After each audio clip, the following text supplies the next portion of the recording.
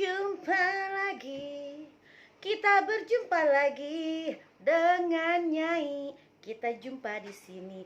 Halo teman-teman Nyai, apa kabar? Semoga semua teman-teman Nyai diberikan kesehatan, panjang umur, murah rezeki, dan selalu dilindungi oleh Allah Subhanahu Wa Taala. Amin ya Rabbal Alamin. Kemunculan Nyai kali ini akan bertanya tentang sebuah berita yang Nyai lihat di media sosial, ya, yaitu berita tentang nih, Nyai kasih lihat dulu ya. Nih lihat ya, Rizik Syihab diisukan meninggal dunia karena mabok lalu tertabrak onta.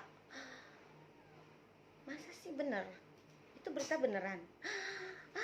Nyai senang, salah ya. Oke. Ini ya beritanya, ya nggak bohong ya. Di sini tuh ya. Ada kok di media sosial, kalau teman-teman mau melihat berita ini ada kok ya. Lalu Nyai juga akan mengupas tuntas tentang sesuatu yang ada di hatimu, ya kan? Walaupun suaranya sember-sember gimana gitu ya. Nyai akan mengupas tuntas tentang curhatan seseorang. Saya dicopot. Waktu itu saya jadi Panglima TNI itu saya dicopot tanpa sebab. Masa? Gatot Nurmantio dicopot dari Panglima TNI itu berarti itu kinerjanya buruk ya. Berarti ada sesuatu yang tidak pantas yang dia lakukan di saat dia menjabat menjadi Panglima TNI. Kenapa? Nggak mungkin ujuk-ujuk presiden mengganti Panglima TNI kalau tanpa sebab, itu logikanya ya. Pasti ada kesalahan terbesar yang dilakukan oleh Gatot Nurmantio. Kenapa? Pada waktu itu kita lihat di berita ya, ini bukan hoax yang kita ini. Ingat nggak waktu itu Gatot Nurmantio pernah datang ke DPP PKS memakai baju dinas. Itu bentuk manuver politik yang dilakukan oleh Gatot Nurmantio di saat dia menjabat menjadi Panglima TNI. Sedangkan itu tidak boleh dilakukan oleh Panglima TNI. Panglima TNI harus bersikap netral. TNI harus bersikap netral.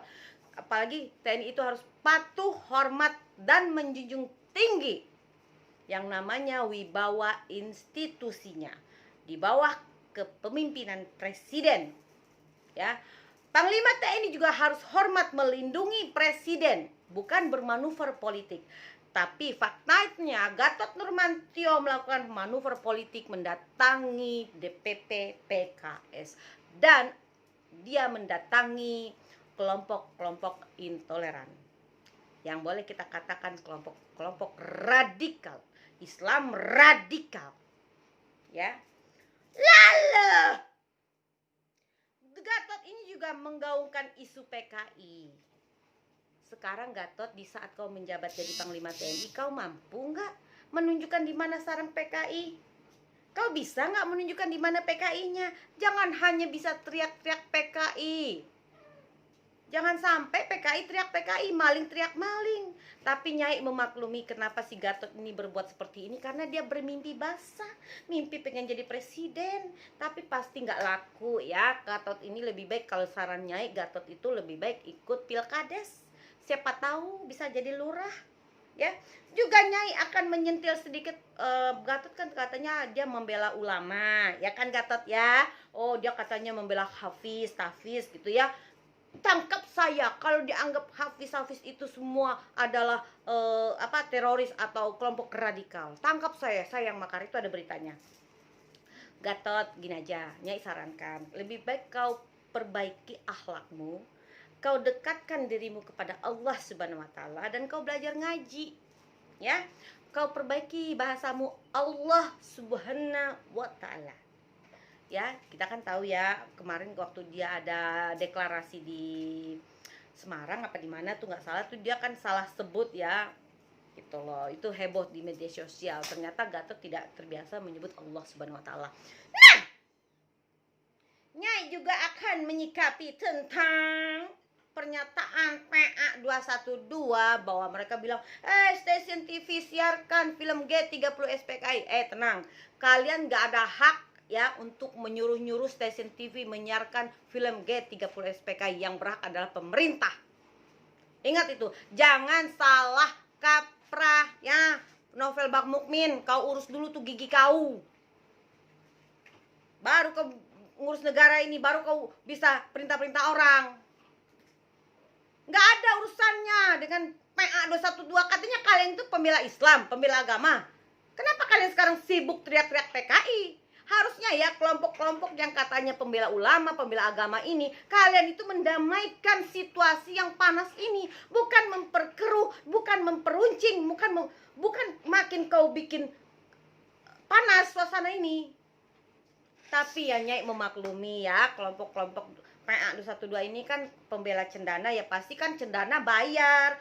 Bagaimana nggak mungkin lah cendana nggak bayar, pasti bulus duit yang bermain itu ya. Kalau nggak mereka makan pakai apa ya kan, ya pasti. Tapi Nyai juga berharap film G30 SPKI itu ditayangkan kembali supaya masyarakat tahu bahwa skenario film G30 SPKI yang sering kita lihat itu adalah skenario dari Soeharto.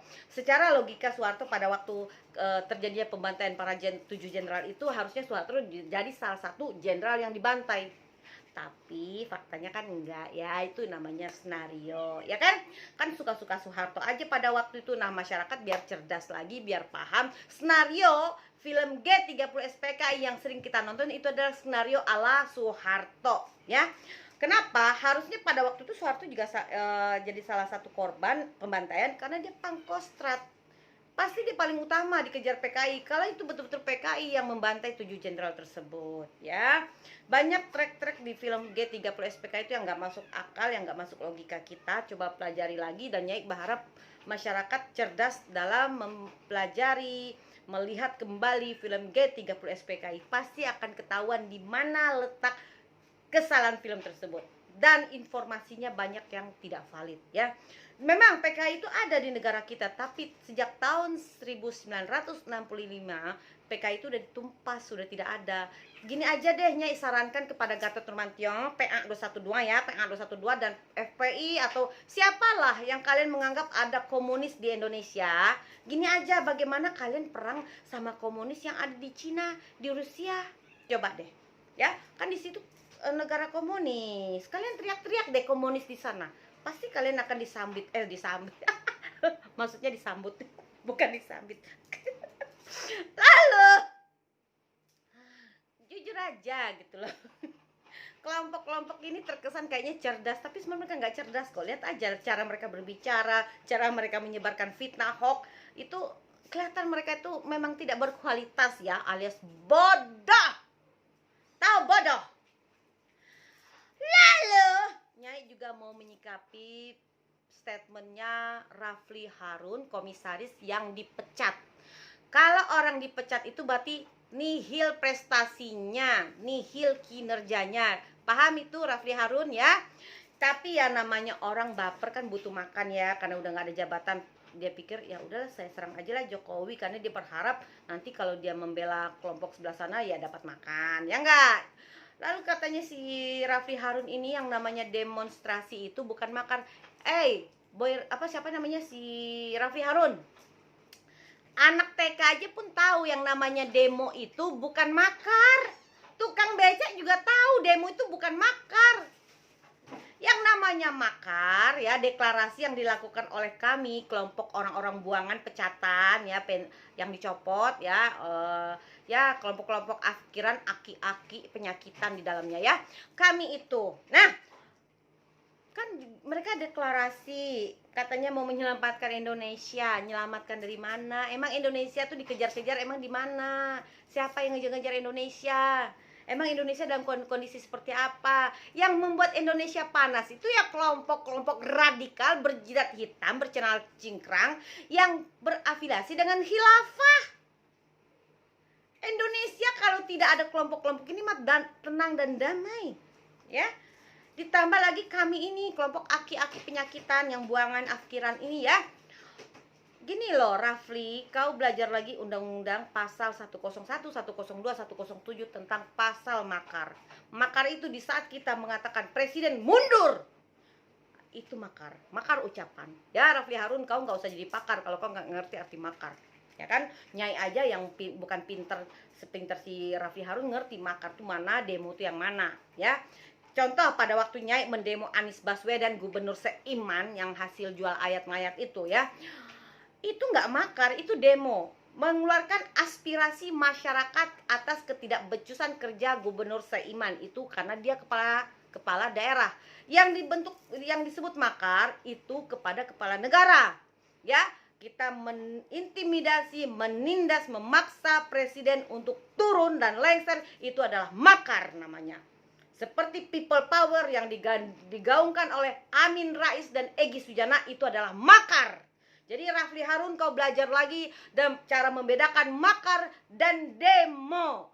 Jangan kelihatan cerdas, ternyata kau tidak cerdas, Rafli Harun. Nanti kau belajar sama Nyai ya, kalau udah selesai PSBB ala Anies Baswedan ini, kita ngopi-ngopi biar Nyai agak kasih pencerahan biar kau cerdas. Oke? Oke teman-teman, bye.